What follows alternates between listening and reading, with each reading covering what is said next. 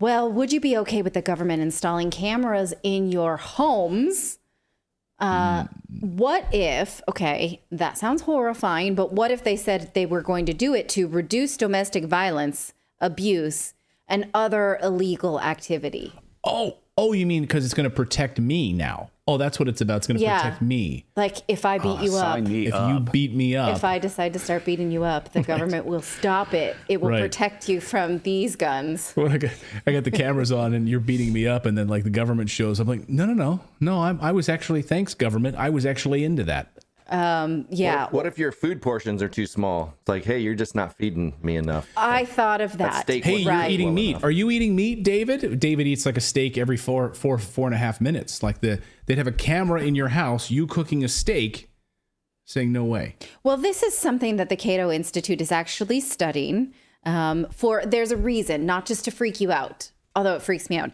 The reason they're studying this is because they see a correlation between people who are A-OK with central bank digital currency and people who don't mind this kind of government surveillance. Because the link they're making here is that these two things are not that far off. Because a central bank digital currency would be able to track how much money you have, when you make that money, what you do with it, what you're allowed to spend it on, all of those things.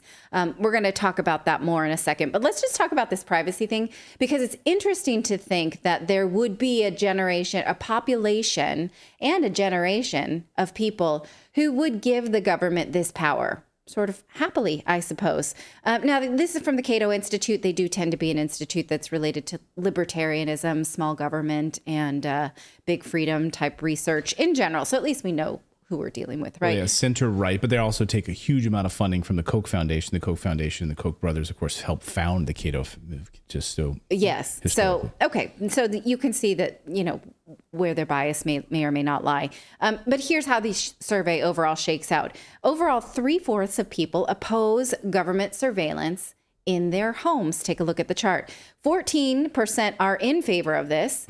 10% say they don't know. So they're not really bothered by even the very question of governments installing cameras in your home. And they literally did just ask it that, not in a way that's like, couched in any sort of way. I mean, think about how that would have panned out for COVID if you had gone to visit your grandmother, or, two people went to the store instead of one, or what have you. Yeah, they say it in the headline there. Surveillance camera. Would you be okay opposed to installing government surveillance cameras in all homes? Right. Now, I want to interview 5 people from that 14%, just 5. I just have some questions. Me too. Yeah. Like, what is wrong with you? When you parse this out by age group, look at how the data plays out.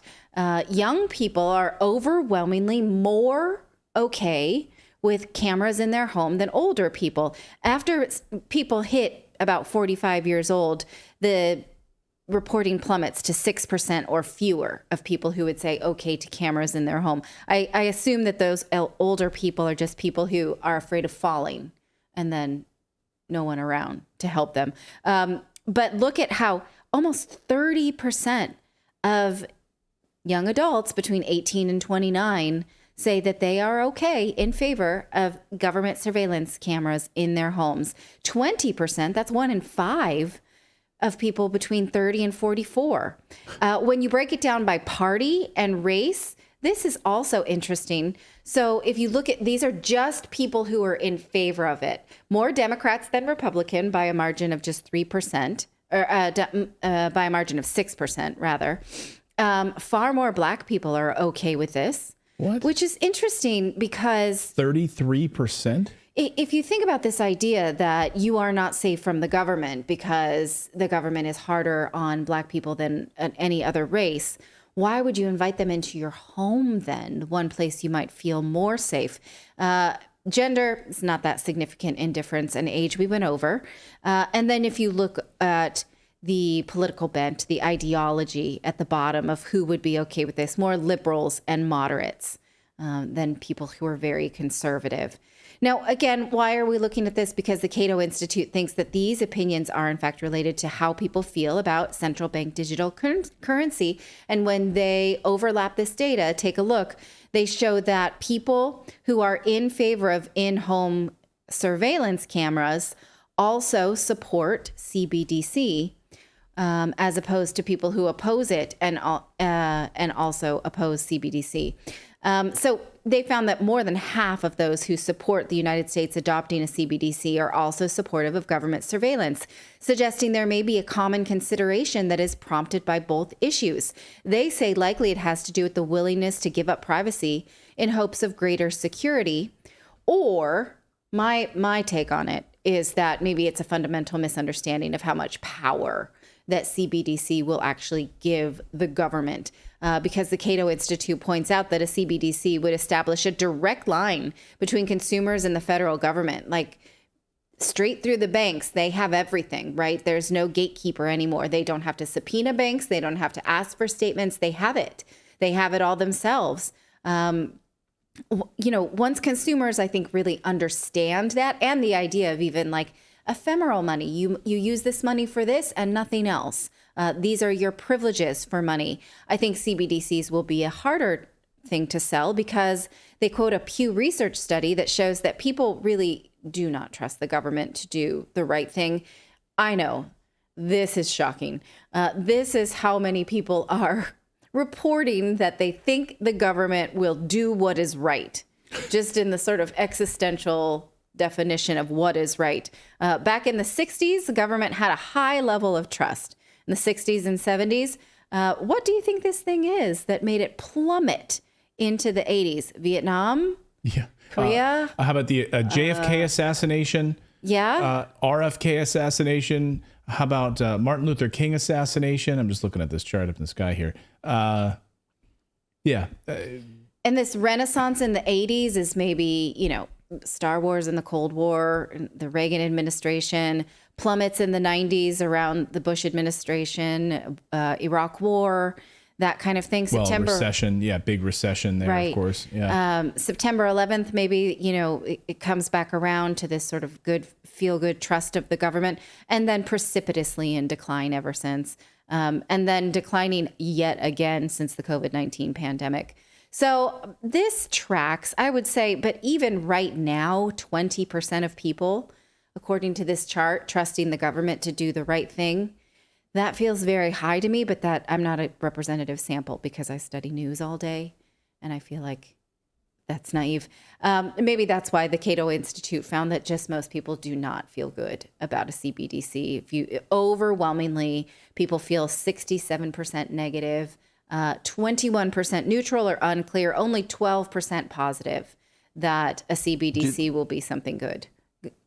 Do they cite their sample demographic and everything anywhere to know where they're pulling? Like, are they still using the old telephones to call people? No, they're for not. This stuff, they're not. I can't recall. I did read it, but I can't recall offhand of their sample. They do claim that it's representative because you see the age group and the ideology, that it represents a good mix of all of these attributes. I think a lot of the big polling companies have now moved away from just the traditional phone because they realized that the numbers were so off. So Rasmussen, all of these polling companies now heading into this new election, I think we're going to see that's going to be an interesting question. We're going to see a sea change in like polling coming up here during this next election cycle. It's going to be a difference. Really, it'll be interesting to see the numbers this time around. See how accurate they are. Yeah, because you can't randomize it. You can't randomize it without something like the telephone where you can just reach out to everybody at random. Right. Like, if you can't randomize it, your sample is already contaminated statistically. Because if you're just going to the mall to interview random people, you're only getting the opinion like a statistical analysis of people that go to malls. Yes. And that's just it. That's a great point. Yeah, and if you put it up on your internet and you have people come by your website, who's going to the, wherever they're surfing, then they're seeking out this website and they're also on the internet. A truly randomly representative sample is almost impossible to get. So you always have to account for that in statistical analysis. But my sentiment is that these are pretty accurate numbers. That's sort of how I feel as I move around the internet. But let me know if that doesn't feel like your world. If you feel like, no, people want this and people trust the government. I would love to know. And you know, my take on this generational gap, can we go back to the first chart? Is that easy for us to do? Or the second chart with the age gap is just a simple, I hate to say this because I come off as like a, you know, well, kids just don't know. But I do kind of feel like kids just don't know from this. Like, if you spend your whole day on TikTok, you know, and you're shooting videos of yourself, like, you know, in a bikini, you know, on TikTok, and you're posting it, and you want the approval of your friends, and you're constantly on a phone with a, you know. What they're asked is, again, if we could just leave that chart up, is it okay for the government to put cameras in your homes for the idea of protection, like reducing crime and abuse?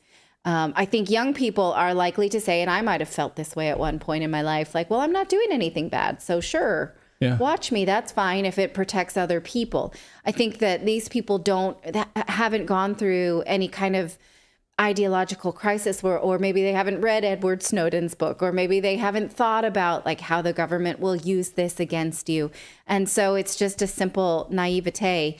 Either that, or maybe high schools don't assign 1984 anymore, and people are no longer thinking in terms of government control. I was thinking, well, have they watched the Hunger Games? Because that's a government surveillance cautionary tale. Maybe they can think about that. Like even in the Hunger Games, I can't remember if there are cameras in the individual homes, but they definitely do not talk about things they're not supposed to inside their homes because of, you know, the access to the peacekeepers. So I don't know. You don't even need fiction. You can literally go back to COVID lockdowns where you know, the police forces and different were spying on your people's homes to make sure people weren't leaving their apartments or doing other things, or they were wearing their masks or their movement, or they were, forget even just like physical tracking.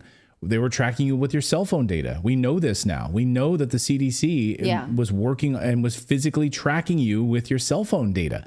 So they were already doing this. Now they just want to put a camera in your home. We don't even need to go to fiction in 1984 and Hunger Games. And the way that now government narratives spin this, like these things are for your own protection, makes me extremely uncomfortable, because they can spin anything like that. Like if you think critically about, you know, vaccines, this is for your own protection. We're going to stop you doing that, saying that, thinking that, reading that. If you are overextending your carbon footprint, this is also for your own protection. If you are anything, we can think of a million cautionary tales, because globalists are telling us what they want to control in terms of our money, our movement, our thought process, our research, all of that stuff. You know, let me know how you feel about this, why you think there is this big generational divide, why you think young people are more okay with this. And maybe young people, tell me what I'm missing here. I'd like to know. Thank you so much for watching this segment here at Redacted. We are live every day at 4 p.m. Eastern Time, trying to share the stories that the mainstream media will not cover. You should also come over and join our community of Redacted Rebels over at redacted.inc. That's our private locals community where we can share exclusive content that we simply cannot share here on YouTube. Come over and join the rebellion together right now by going to redacted.inc. We'll see you next time.